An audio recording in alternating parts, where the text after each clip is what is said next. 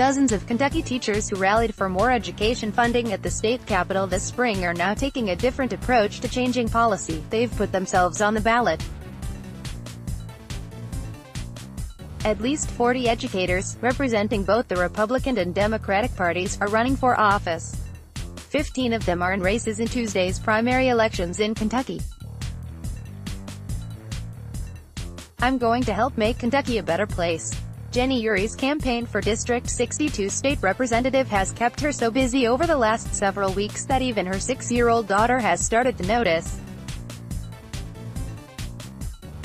She said, "Mommy, you're in a race, aren't you?" Urie, a high school social studies teacher and Democratic candidate, told Think Progress. And she asked me, "What are you going to do if you win?" I said, "I'm going to help make Kentucky a better place."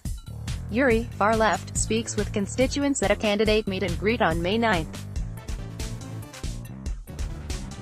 Credit: Facebook, Scott County Kentuckians for the Commonwealth. That goal is a universal one among Kentucky's teacher candidates, who are fed up with the state's handling of teacher pensions, which have been consistently underfunded under multiple gubernatorial administrations throughout March and April. Thousands of educators staged rallies and strikes across the state to push back against a measure that would have cut retired teachers' yearly cost of living raises in an effort to fund the pension.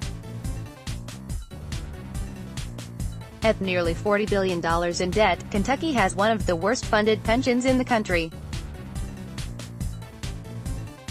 The measure was later amended to remove the cost of living provisions and was quietly tucked into a 300-page sewage services bill. That version required new teachers to enter a hybrid cash balance plan and limits the number of sick days teachers can put toward their retirement.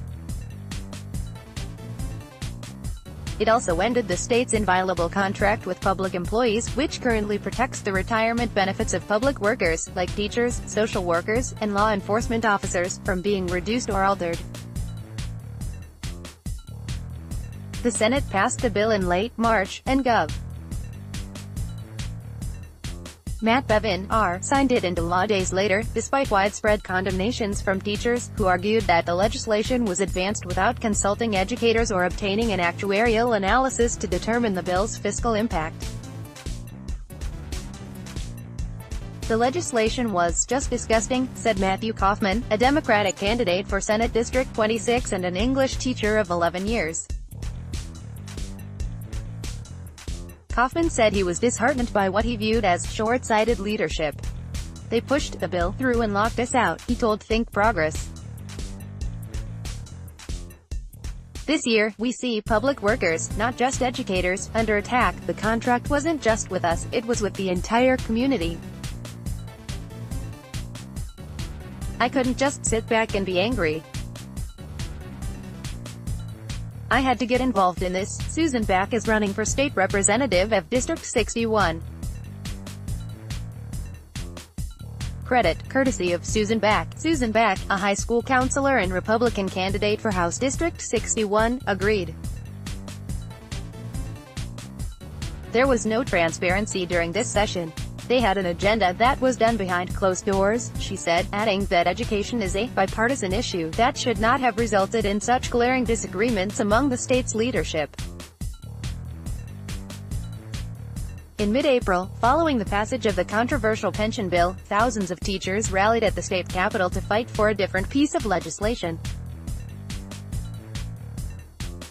They urged legislators to override Bevin's veto of a budget measure that would increase education funding by nearly $500 million through tax increases, and they were ultimately successful. The Senate voted 20-18 to override the governor's veto.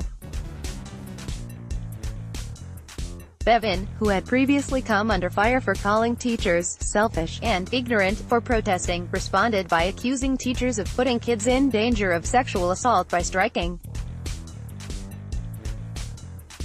"You know how many hundreds of thousands of children were left home alone today. I guarantee you somewhere in Kentucky today a child was sexually assaulted that was left at home because there was nobody there to watch them," Bevin told reporters in April. No, it's not about Donald Trump.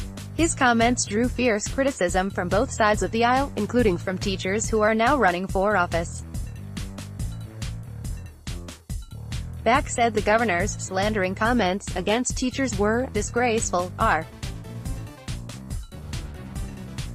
Travis Brenda, a Republican candidate for House District 71, said he has been disappointed in Bevin's leadership. "My wife and I voted for Gov.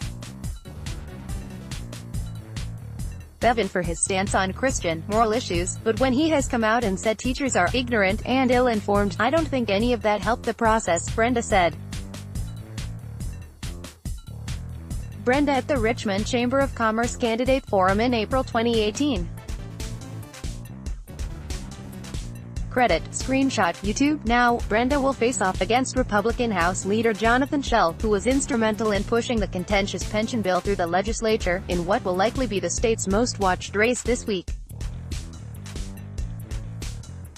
Despite the small gain in overriding the governor's veto, the outrage over Bevin continued to embolden teachers in their respective races, who saw the show of activism across the state as proof that educators are the ones who should be at the forefront of the decision-making process.